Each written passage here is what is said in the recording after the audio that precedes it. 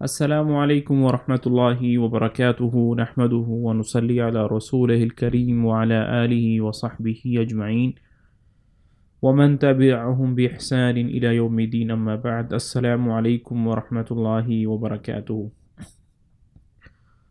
علوم الحدیث کی پہلی ویڈیو کے ساتھ میں آپ کی خدمت میں حاضر ہوں۔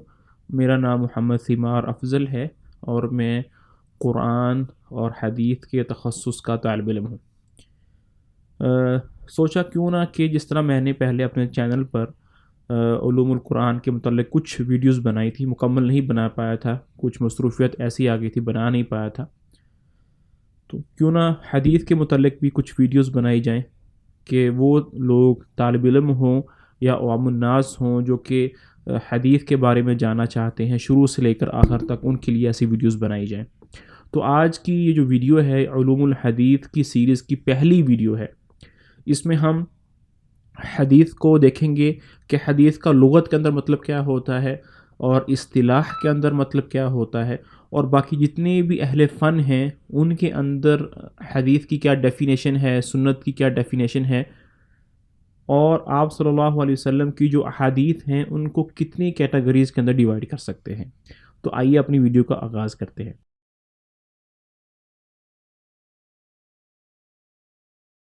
سب سے پہلے یہ دیکھیں کہ حدیث جو ہے وہ اور سنت دونوں کا ایک ہی مطلب ہے۔ میں سنت لغت کے اندر بات کر رہا ہوں، حدیث اور سنت کا مطلب یہ ہوتا ہے کوئی بھی طریقہ، چاہے وہ اچھا طریقہ ہو چاہے وہ برا طریقہ ہو، اس کو ہم سنت کہتے ہیں۔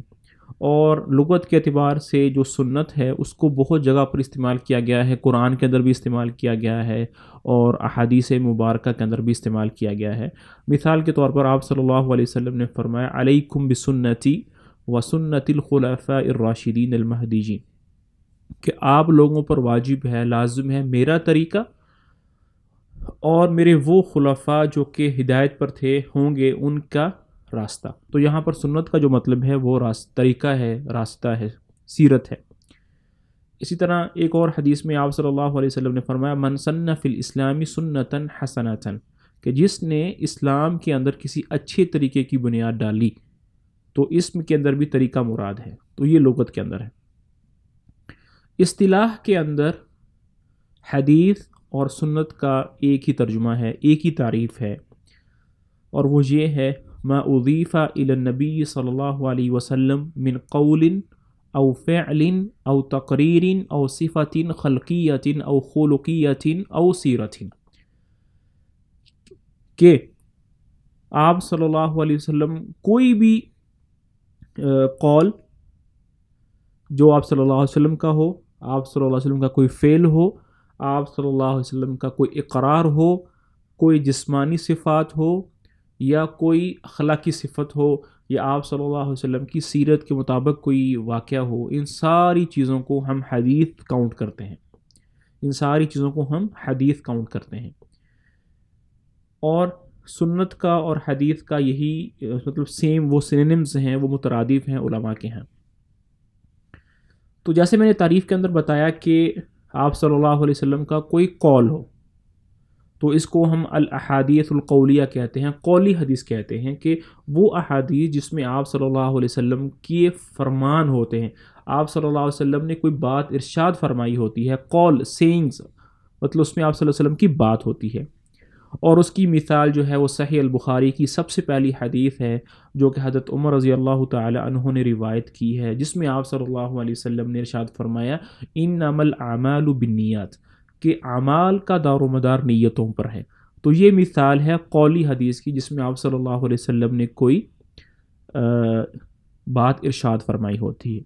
اس کے بعد کوئی فعلی حدیث جس میں آپ صلی اللہ علیہ وسلم کا کوئی فعل نقل کیا گیا ہو، اب وہ فعل نقل کرنے والا راوی جو ہے وہ صحابی ہو سکتے ہیں، وہ تابعی ہو سکتے ہیں۔ جس طرح ایک صحابی جو ہیں آپ صلی اللہ علیہ وسلم کا ایک فعل نقل کرتے ہیں، رأیت رسول اللہ صلی اللہ علیہ وسلم یرفع یدیہ عند تکبیرۃ الاحرام، کہ میں نے آپ صلی اللہ علیہ وسلم کو دیکھا کہ وہ تکبیرۃ الاحرام کے وقت اپنے دونوں ہاتھوں کو بلند کر رہے تھے۔ تو یہ مثال ہوگی فعلی حدیث کی۔ پھر اسی طرح ایک اقرار ہوتا ہے، آپ صلی اللہ علیہ وسلم کا کوئی اقرار ہوتا ہے. مثال کے طور پر اس کو آپ اس طرح سمجھیں کہ کوئی کام آپ صلی اللہ علیہ وسلم کے سامنے کیا جا رہا ہو اور آپ صلی اللہ علیہ وسلم اس کام کو دیکھ کر خاموش ہو جائیں، سکوت اختیار فرما لیں اور منع نہ فرمائیں، تو یہ بھی دلالت کرتا ہے آپ صلی اللہ علیہ وسلم کی رضا پر کہ آپ صلی اللہ علیہ وسلم اس سے راضی ہیں.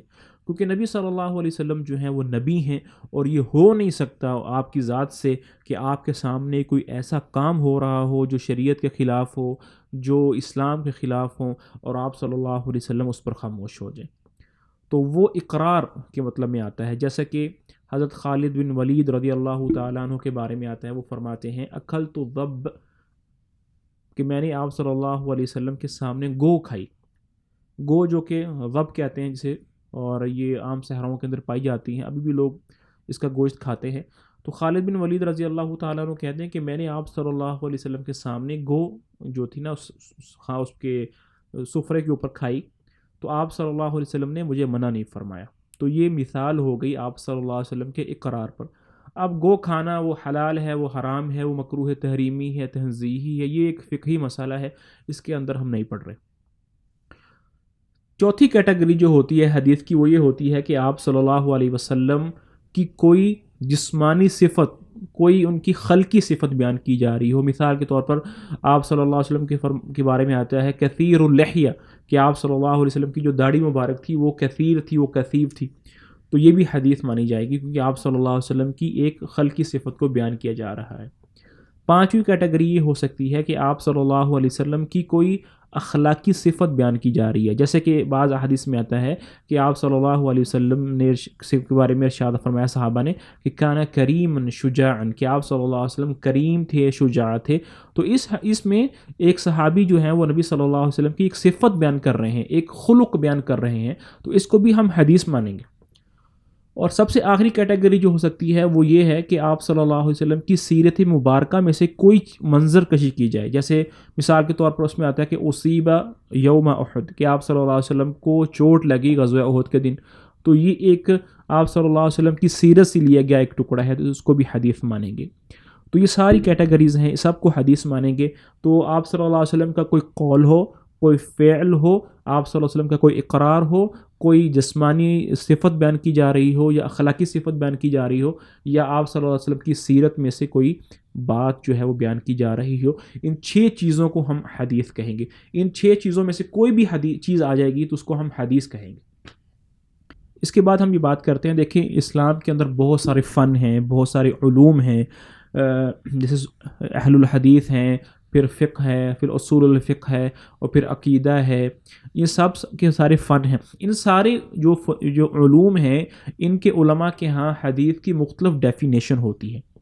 تو حدیث کی جو ڈیفینیشن محدثین کے ہاں ہیں، اہل الحدیث کے درمیان کے ہاں ہیں، کہ وہ لوگ جو حدیث کو جمع کرنے کے اندر لگے رہتے ہیں، جن کا مشغلہ، جن کا اوڑھنا بچھونا حدیث ہے، ان کے ہاں آپ صلی اللہ علیہ وسلم کی حدیث کی وہ ڈیفینیشن ہے جو اس ویڈیو کے سامنے میں نے بیان کر دی، کہ کوئی بھی بات، کوئی فعل، کوئی اقرار، کوئی جسمانی صفت یا اخلاقی صفت یا بائیوگرافی جس کی نسبت آپ صلی اللہ علیہ وسلم کی طرف کی جائے، اس کو محدثین کے ہاں حدیث کہتے ہیں.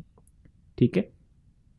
اب بات کرتے ہیں کہ حدیث کی ڈیفینیشن اصول الفقہ، جو اصولیین ہوتے ہیں، جو اصول فقہ کے لوگ ہوتے ہیں، جو فقہ کا اصول بناتے ہیں، ان کے ہاں حدیث کی کیا ڈیفینیشن ہوتی ہے. ان کے ہاں حدیث کی ڈیفینیشن وہی ہوتی ہے جو محدثین کے ہاں ہوتی ہے، لیکن تھوڑا سا فرق ہے.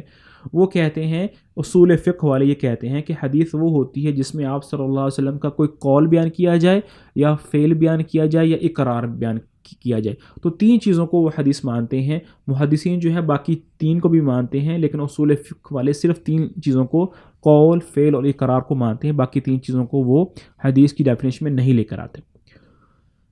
جو پھر اہل الفقہ ہوتے ہیں، فقہ والے، وہ ان کے ہاں حدیث کی کیا ڈیفینیشن ہے، ان کے ہاں سنت کی کیا ڈیفینیشن ہے.